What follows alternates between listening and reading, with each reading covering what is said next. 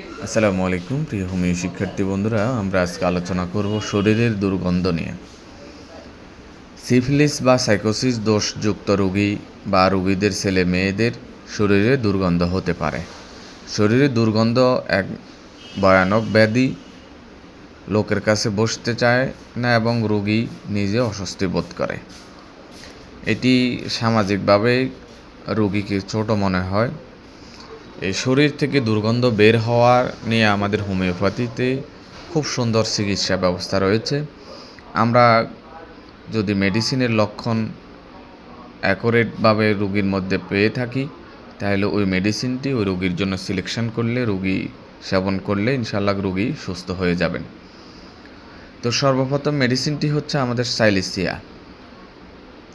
হাত পা বা শরীরের বিভিন্ন জায়গার ঘামে দুর্গন্ধ হয়। বিশেষ করে সাইলেসিয়া রোগী শীতকাতর, পায়খানা কষা, একটু বদমেজাজি, পায়ের তালুর ঘাম বা গায়ে মোজা পড়লে প্রচণ্ড লেভেলের দুর্গন্ধ হয়। এটি সাইলেসিয়ার একটি কমন এবং গুরুত্বপূর্ণ লক্ষণ। আমরা সাইলেসিয়া 200 শক্তি দিনে 2 বার করে দেব বেশ কিছুদিন সেবন করার পরে। পরবর্তীতে যদি পরিপূর্ণ আরোগ্য না হয় 1M শক্তি সপ্তাহে 1 বার, পরবর্তীতে 10M শক্তি 15 দিনে 1 বার করে দিব, তাহলে রোগী সম্পূর্ণ আরোগ্য লাভ করবে।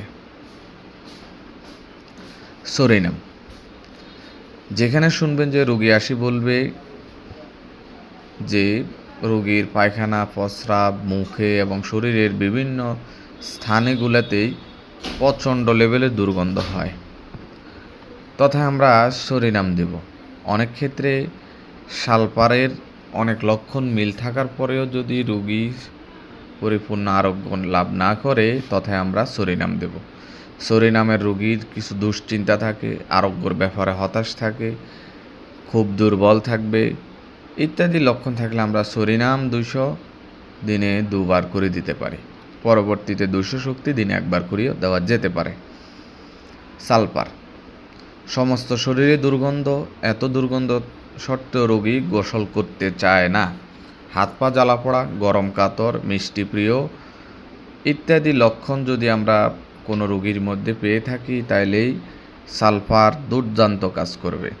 তবে সালফারের রোগী এই সকল রোগের পিছনে তার চর্মরোগের বিষয়টাও আমরা চিন্তা করতে পারি। তো চর্মরোগ থাকুক বা পূর্বে ছিল, এটাকে সাপ্রেশন করা হয়েছে ইত্যাদি লক্ষণ থাকলে আমরা সালফার 200 শক্তি দিনে 1 বার করে দিতে পারি। পরবর্তীতে 1M শক্তি সপ্তাহে 1 বার করে দেওয়া যেতে পারে।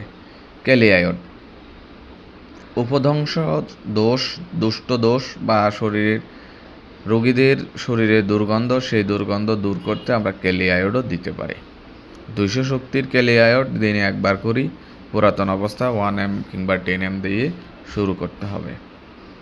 অ্যাসিড নাইট্রিকাম, পায়খানা প্রস্রাবে ভীষণ দুর্গন্ধ, মুখে ফসা দুর্গন্ধ, শরীরের ঘামেও দুর্গন্ধ। অ্যাসিড নাইট্রিকের রোগী শীতকাতর, বদমেজাজি ইত্যাদি যদি লক্ষণ আমরা পেয়ে থাকি, তাহলে অ্যাসিড নাইট্রিক সুন্দর কাজ দেবে। 200 শক্তির অ্যাসিড নাইট্রিক দিনে 2 বার করে দেওয়া যেতে পারে। সিস্টাস, মুখে এবং শ্বাস প্রশ্বাসে পচা দুর্গন্ধ। সিস্টাস 200 শক্তি খালি পেটে দিনে 1 বার করি, পরবর্তীতে 200 শক্তি দিনে সপ্তাহে 1 বার করে দেওয়া যেতে পারে। উপর উল্লিখিত মেডিসিনের পাশাপাশি আমরা ক্যালিফস, বায়োকেমিক্স 6 কিংবা 12X হালকা কুসুম গরম পানির সাথে দিনে 2 থেকে 3 বার দিতে পারি। পথ্যপাত্র হিসাবে আমরা সহ্য হলে হালকা গরম পানিতে গোসল করা ভালো। শরীর এবং জামা কাপড় পরিষ্কার পরিচ্ছন্ন রাখতে হবে। দুর্গন্ধ ঘৃত বা মাখন পুষ্টিকর খাদ্য রোগীদের দুর্গন্ধযুক্ত খাবার দাবার বা যে সকল খাবার মানহীন, অপুষ্টিকর এগুলা বর্জন করতে হবে। পুষ্টিকর খাবার আহার করতে হবে। মদ পান বা উত্তেজক খাবার সম্পূর্ণ নিষিদ্ধ।